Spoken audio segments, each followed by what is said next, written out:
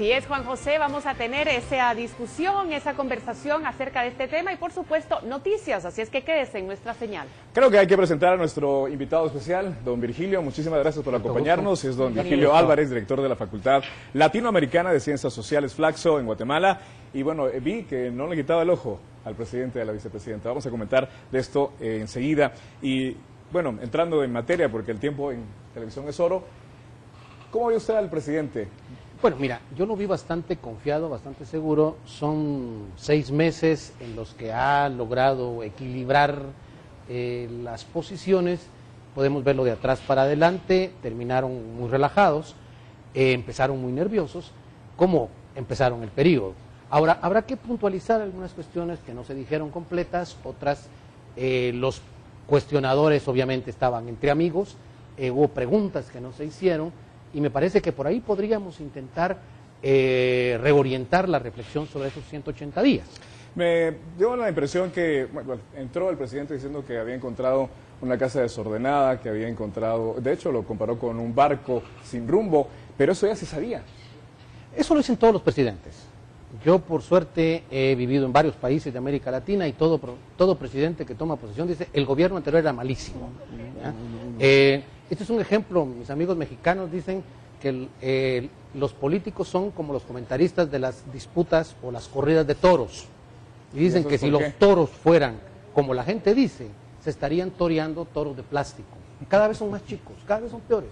A eso dicen. Claro. Entonces, en este caso, el político necesita decir que recibió muy mal para poder decir que hizo bastante bien. Ahora, hay cuestiones que se deben considerar, los programas sociales están ahí, se están revitalizando. Avancemos. Una pregunta que no se dijo. ¿Son tan clientelares como antes? Yo puedo decir que sí.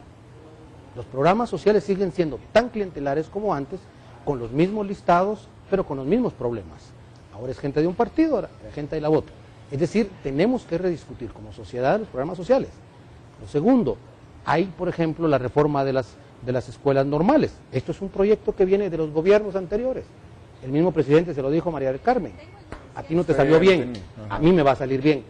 Yo creo que por ahí la cosa, hay que reconocer algo que se ha hecho, algo que se venía haciendo, porque si no pareciera que siempre empezamos de cero, siempre hay que reconstruir. Ahora hay cosas muy importantes que este gobierno ha hecho, en el tema de seguridad, en el tema de reordenar algunas posiciones, por ejemplo, aprobar las leyes fiscales, que estaban empantanadas. La pregunta que nos podemos hacer como sociedad es, ¿por qué el patriota no apoyó esas leyes antes? Pues la respuesta la tiene el partido líder, ¿no? ¿Por qué no apoya ahora?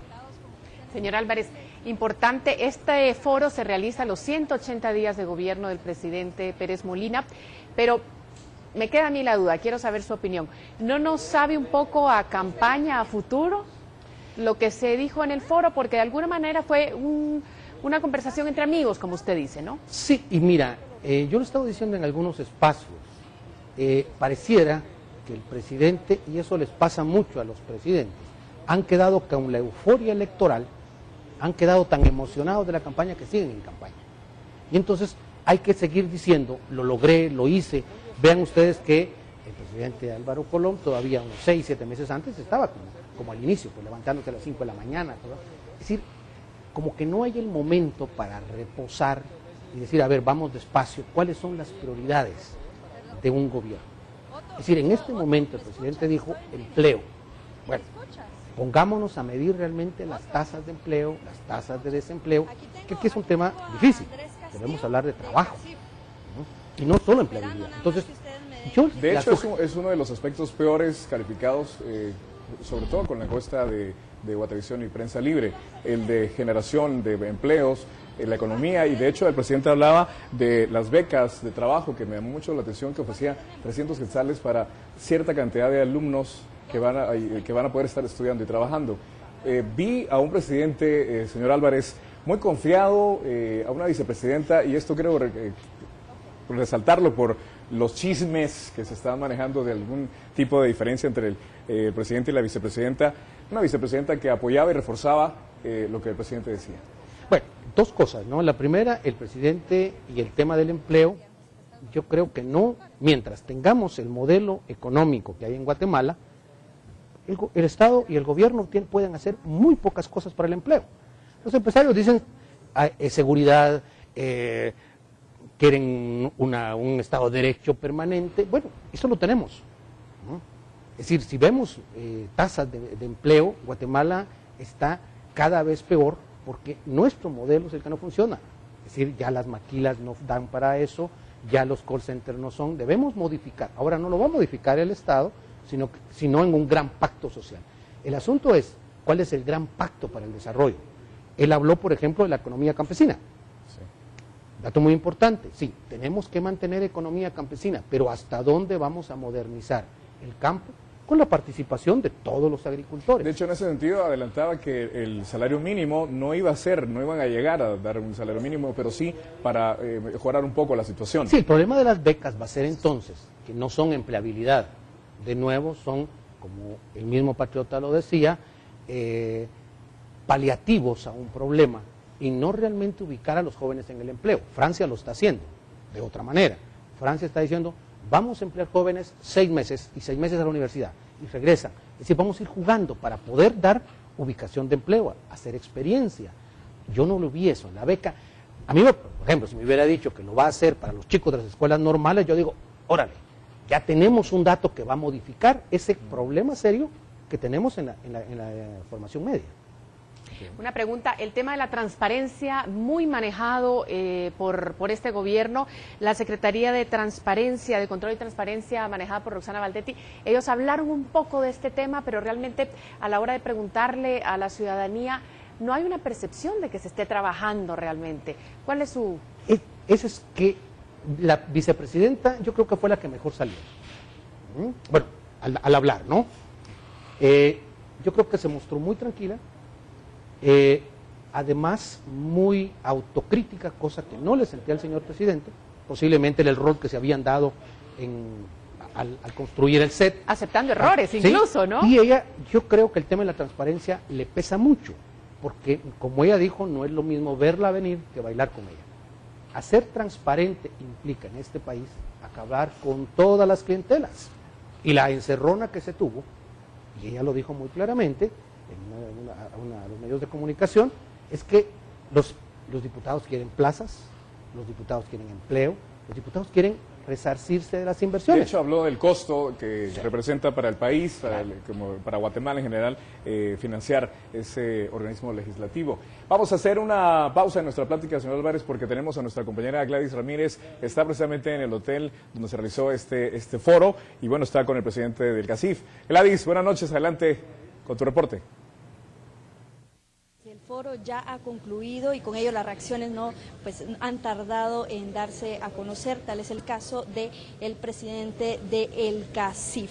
Él nos comentará, puesto que al principio se habló de que se esperaban que las respuestas del presidente fueran indicadores verificables. ¿Fueron satisfechas las dudas que ustedes tuvieron al principio respecto a estos 180 días de gobierno? Mire, yo considero que el foro llenó las expectativas. Dice mucho el presidente y la vicepresidente de venir a este tipo de foros y, como ellos mismos mencionaban, de rendir cuentas a los guatemaltecos. Son temas generales, no se puede entrar a mucho detalle por el corto tiempo que se tiene dentro del foro, pero nosotros consideramos que el foro se desenvolvió bien. Definitivamente dentro de estos 180 días hay aciertos y desaciertos y dependerá quién le pregunte cuáles son los aciertos y desaciertos, pero nosotros consideramos que el foro se llevó de una buena forma. Creo que expusieron los temas de una forma muy sincera. Como digo y repito, dice mucho del presidente y de la vicepresidente. Creo que son dos personalidades que tienen en este momento la confianza del guatemalteco y, digamos, el apoyo de los guatemaltecos. Así que esperemos, digamos, que estos 6 meses que quedan de este año podamos ver resultados más satisfactorios, sobre todo en temas de transparencia, combate a la corrupción. El tema de justicia es muy importante, que va amarrado al tema de seguridad. Así que yo considero que el foro se llevó de una buena forma. Usted menciona aciertos y desaciertos, menciónenos unos cuantos y específicamente desaciertos en la relación entre CACIF y el presidente o el gobierno en este caso. Mire, aciertos, creo que ellos devolvieron la confianza al guatemalteco, devolvieron esa confianza al inversionista. A la hora que ellos tomaron posesión, el índice, digamos, de confianza del inversionista inmediatamente subió, estaba en un 50% y al mes ya estaba en un 70%. Eso es un buen indicador. Desaciertos, yo le diría la falta, digamos, de herramientas en el tema de transparencia y la falta de resultados en el tema de combate a la corrupción. Pero hay que reconocer que cuando uno habla de la gestión de gobierno, no solo depende del presidente y de la vicepresidenta, hay muchos otros actores que tienen mucho que decir en la gestión de gobierno, como es un organismo legislativo, como es un organismo judicial, como es un ministerio público, y todos estos actores tienen que tener una misma agenda de país para que se logren mejores resultados.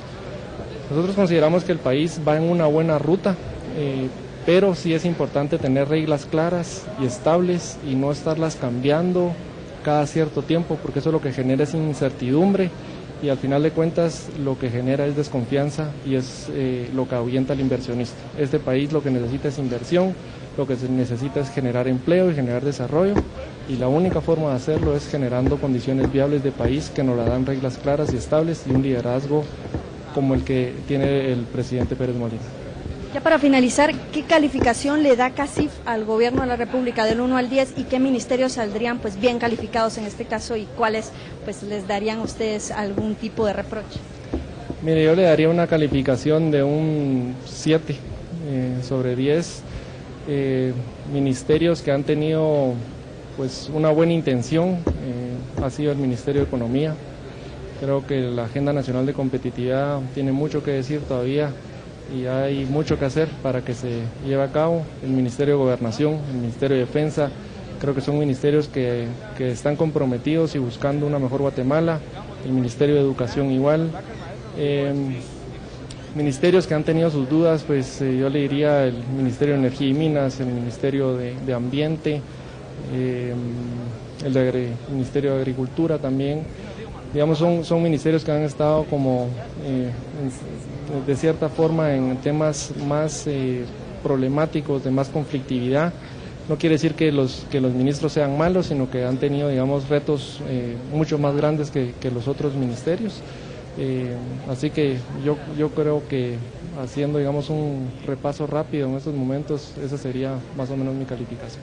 Muchas gracias, compañeros. Pues como repito, hablamos con Andrés Castillo, el expresidente del CACIF, y él nos hace el balance de estos primeros 180 días del gobierno de Otto Pérez Molina. Ya escucharon, ha habido aciertos y también desaciertos, y pues en eso es en lo que se debe trabajar. Pues así concluimos este enlace y estamos pues informándoles más adelante lo que pueda suceder acá. Señor Álvarez, directamente su opinión sobre este acercamiento del CACIF al presidente Pérez Molina. Bueno, lo que sucede es que el CACIF nunca se ha distanciado del presidente. Es más, el CACIF nunca se distancia del poder. Ellos están en el poder permanentemente, solo que tienen que jugar con distintos pesos y medidas. Al CACIF no le atrae ni le gusta la reforma constitucional. Y ahí no lo van a dejar pasar. Y a mí me parece que están jugando un buen papel, porque sería muy interesante un día conversar sobre ese monstruo de 7 cabezas que apareció, porque al final de cuentas no es una propuesta que corresponda a una sola visión de país, sino que tiene todas.